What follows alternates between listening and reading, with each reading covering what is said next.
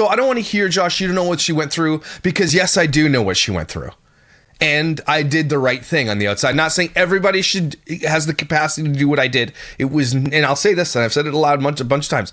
It was never in our family's plan to adopt children. Which just wasn't. We weren't gonna adopt. It wasn't like, hey, let's adopt. It never just was, and that's a lot of people. Okay, we wanted our own kids, and just that was it. And I would never judge people for not adopting, ever. Unless it's in your plan. A lot of people, their heart is for that. Their heart is for fostering. Their heart is for adoption. Those people are better than me. Okay, I got lots of friends who do that. And they're amazing people. And they're always amazing people. And we need more people like that. But all that to say, it wasn't my plan to adopt. We adopted out of a necessity, out of a family necessity, because I didn't want those boys to go into the system. Your religion was really, really helpful in helping these people, though. So your religion is wrong. If your religion helps somebody like Jody or Ruby to think that what they're doing is based on your religion, that means your religion is wrong. And that's Christianity, that's Mormonism, that's Islam, that's Catholicism, all of them. To some degree, every religion has fundamentalist crazies, and they will act on behalf of their religion, and that is wrong.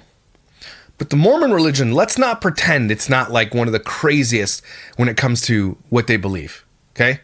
Your religion is wrong. You are in a cult. Don't ever call Mormons Christians. They are not Christians. Mormonism is a straight up cult. Do some little research. There's lots of videos out there talking about the truth about Mormonism. Go watch them. I think I did one. Mormonism is a straight up cult. And it's based on so much fallacy. And a lot of people can be like, well, Christians are a cult and all this kind of stuff. You can say all you want. But it's completely different. Okay? It is a cult.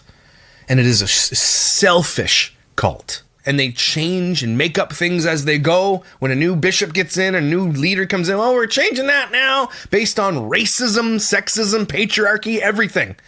The whole religion is based on that. And we just had the Congress with the people talking to the heads of the social media to prove it. Kids are deleting themselves from the world because of the pressure they have. Okay? And you're adding to that. By doing stupid things you didn't need to do to begin with, you're adding to it. So many of these women who are on these platforms, and her husband too, so you made her husband do the thing, right? So many of you do this, and you don't think it adds to that overall narrative that you're not good enough unless you do these things. In order to be better, you have to completely alter your entire body. Sorry. I will die on that hill. I don't care. That to say though, I understand why people do it. I get it. Because the pressures that we have are enormous from people who influence us. It's just, I couldn't imagine how someone can do that, because I know there isn't a person out there that isn't worried about the way their body looks. So then completely change it with surgery? Okay, so that's the justification. That's what she'll tell you.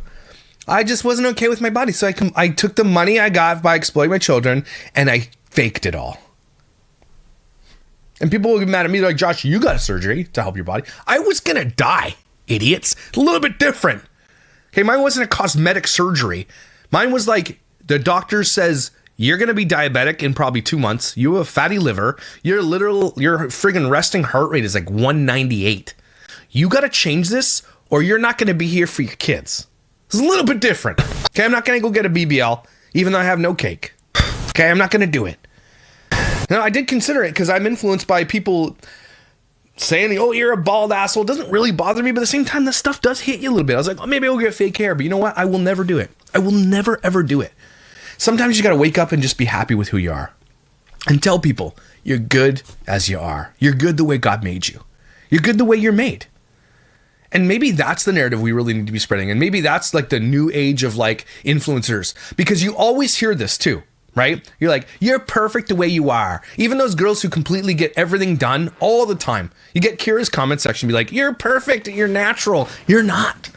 And they're always like, you're just good the way you are. Unless you change it, then you're good the way you are. It's never just really, truly, you're good the way you are.